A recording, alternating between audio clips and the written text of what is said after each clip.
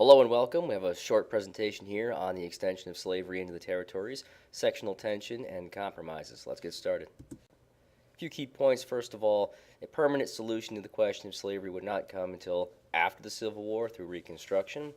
Also, much like the founding generation, American politicians in the first half of the 1800s used a compromise largely to ease sectional tension related to slavery, but in a nutshell, they also sort of just passed the issue down to the next generation.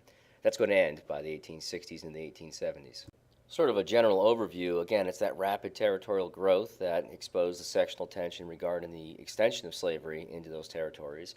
And several compromises will be covered in this presentation that occurred throughout the first part of the 19th century: the Missouri Compromise of 1820, the Compromise of 1850, and the Kansas-Nebraska Act of 1854, and these sort of contradict each other to some extent. Also, the issue of slavery evolved over time, and it certainly took on a sort of moral argument as well. But remember, when we discussed the colonies and their push for independence from Great Britain, we talked about this concept of escalation and polarization. And that's to say that the conflict got larger and that the two sides grew farther apart. Well, you know I like contextualization, so remember Jefferson bought Louisiana, and he sort of acted like a Federalist in doing that with a loose interpretation of the Constitution, but he did double the size of the USA, and here's a map showing that territory.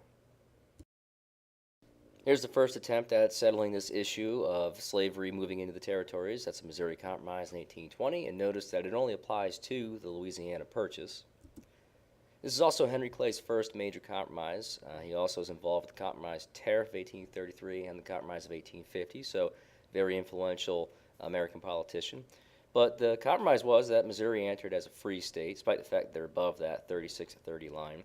And Maine would enter as a free state. It was carved out of sort of land that belonged to Massachusetts. Now, all territory left above that 36-30 line would be closed to slavery. And here's that map again, so you can see it's quite a large chunk. Now, the Missouri Compromise was fine and well for some time, but obviously we go to war with Mexico. And the question, a good question to ask, is did Polk provoke the war with Mexico to finalize the acquisition of Texas? It doesn't really matter for this conversation.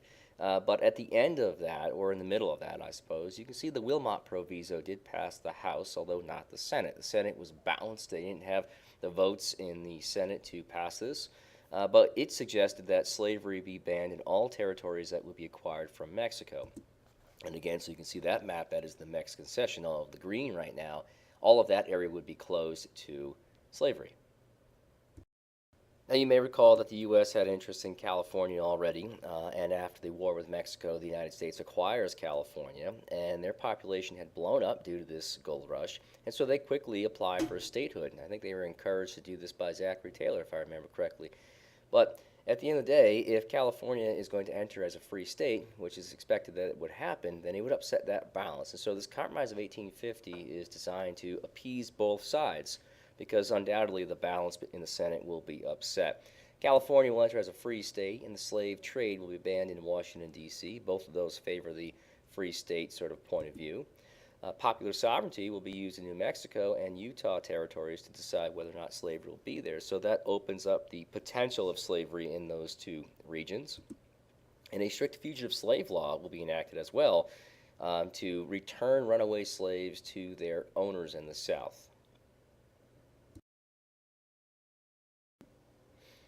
And here is a map showing the free state advantage. You can see that California had 2 representatives, and so prior to the acquisition of California, the Free Staters had a plus 49 advantage in the House, but in the Senate it was equal. Obviously, that's going to change after California joins the Union.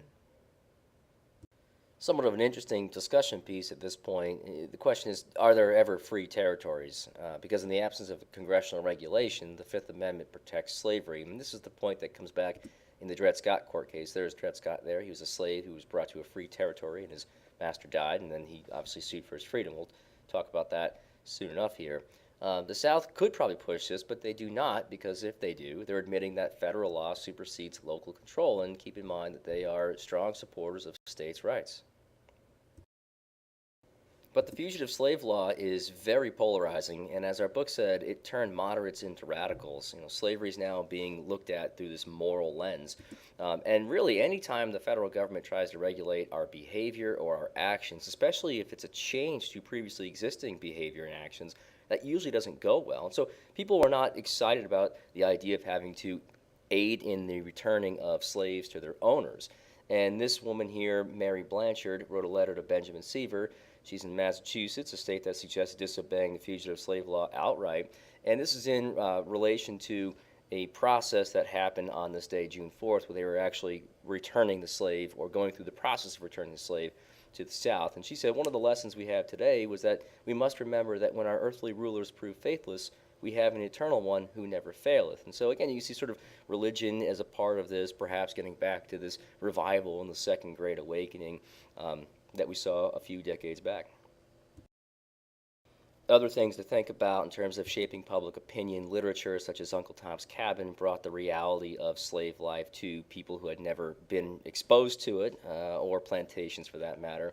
And of course, Harriet Tubman, who was championed by many in the North for putting herself in harm's way and risking her own safety and freedom to usher people from the South to freedom in the North. Obviously, in the South, she was viewed very differently. In fact, the Underground Railroad came to be seen as like an insult to Southern honor, that Northerners were essentially stealing property. In 1854, we're going to have the final compromise, and that's the Kansas-Nebraska Act. And there's a lot of concern as to where this transcontinental railroad will actually be. Stephen Douglas really wanted a northern route because he had a lot of money invested in the North and in Chicago, I think it was. And so he proposed the Kansas-Nebraska Act of 1854 to hopefully persuade Southerners to abandon their hopes for a southern transcontinental railroad. And as you know, popular sovereignty would decide in Kansas and Nebraska whether or not slaves would be allowed or if it would be a free state. So the Kansas-Nebraska Act would repeal the Missouri Compromise, as the territory that was at one time closed to slavery now could potentially be open to it. And so Northerners are stunned by this. But the South has this connection to the institution of slavery that's economic, it's political, and it's a matter of principle.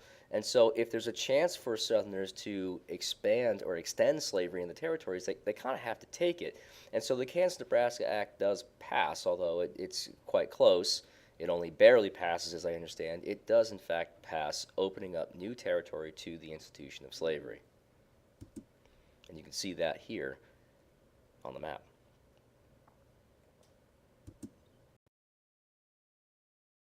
Now, there are major ramifications of the Kansas-Nebraska Act. We'll see Bleeding Kansas, in which pro-slavery folks and anti-slavery folks literally do wage war against one another in Kansas.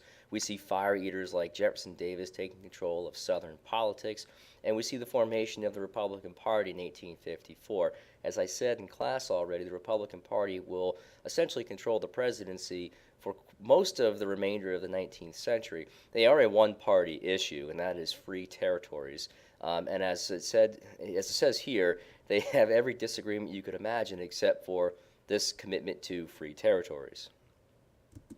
And there is John Brown, the abolitionist who's involved in Kansas and bloodshed for abolition. This is also the end of compromises. We'll see soon enough, just a few years later, the Dred Scott decision in which the Supreme Court essentially supports slavery everywhere. And in 1860, we have the election of Abraham Lincoln, which is the last straw for the South. As you can see on the map here, no southern states actually supported Lincoln, yet he was able to win a majority of electoral votes. And if you take a look at the map quickly, you can see that New York, Pennsylvania, Ohio have major amounts of representation, large voice in this electoral college, as does Illinois and Indiana, compared to some of the southern states, which it's just not quite the case. That's it. Thank you so much for watching. If you have any questions, please feel free to post them in the comments or email or just let me know in class. Take care.